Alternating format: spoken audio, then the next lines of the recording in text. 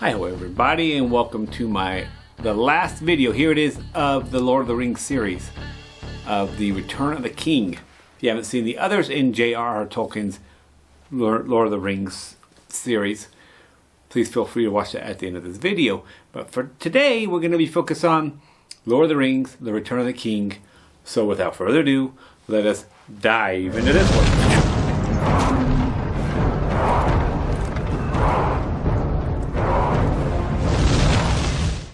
This is the last of these movies. This is when we find out if the good guys can defeat Sauron.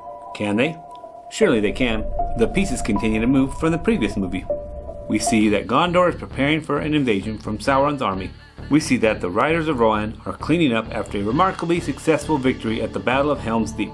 Next we see that the hobbits Merry and Pippin are enjoying some good old pipeweed after the defeat of the now evil wizard Sauron. You see, the two clever hobbits managed to convince these guys, Ents, to destroy Saruman's power base at Isengard.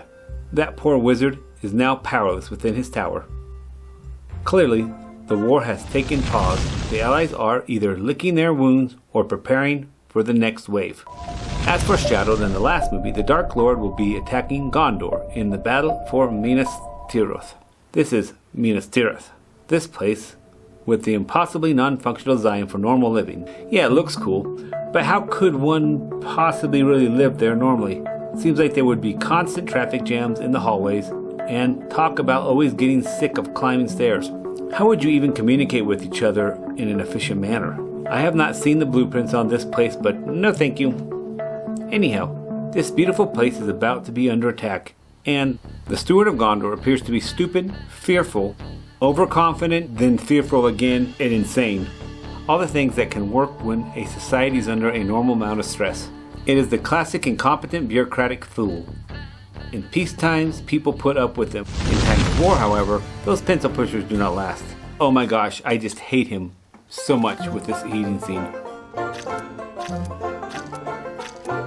This movie has some big-time battles, both on the standard battlefield and battles on the level between Sam, Frodo, and Gollum. We can really see how the burden of the ring is weighing on every one of these three. The movie had the largest battle ever done, I believe, other than the second one, which had a big battle. So nowadays I know there are a dime a dozen that you can see with special effects and stuff, but this is the first time that I can recall that had this type of battle with this many guys and epic things happening around. Will Frodo manage to destroy the ring? Will the humans and elves stop the march of Sauron on Gondor? Only time shall tell. You'll have to wait and see.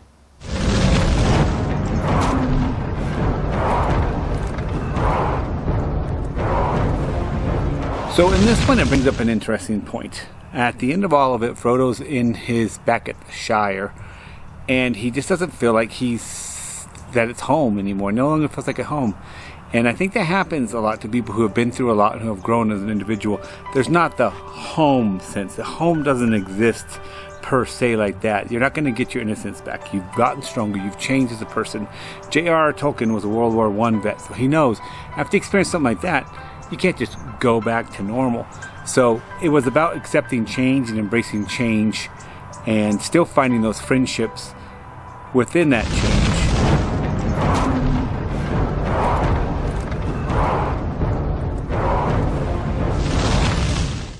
So what is my overall opinion of this movie?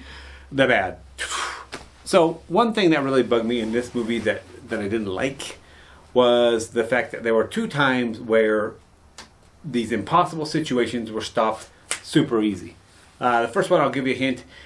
I'll give you hints. Aragorn and his green cleansing fluid, if you will. If you've seen the movie, you know what I'm talking about. But like, if it's that easy and you had this control over these things, why didn't you send them straight into Sauron's lair and then just walk in and destroy the ring afterwards?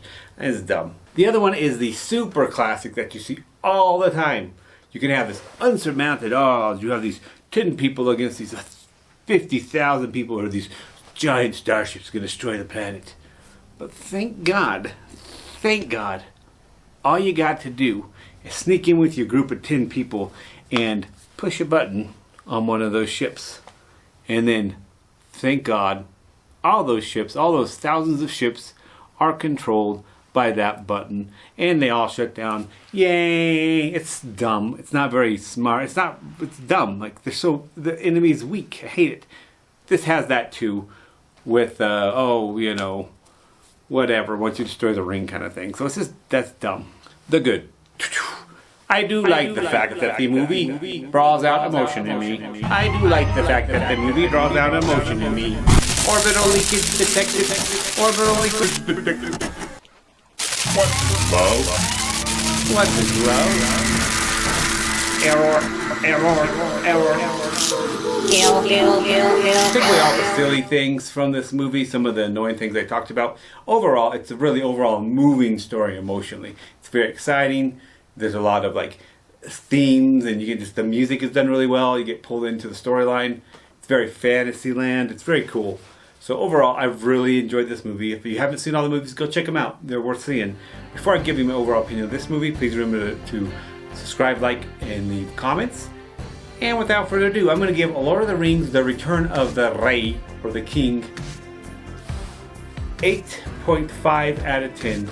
8.5 out of 10. Oh, hey. Hi, audience member. How you doing? You're still here, huh? Cool. Well, have you decided what video you're going to pick? Or perhaps you need to subscribe still, or like, or leave a comment. Whatever the case, I hope you enjoyed my channel.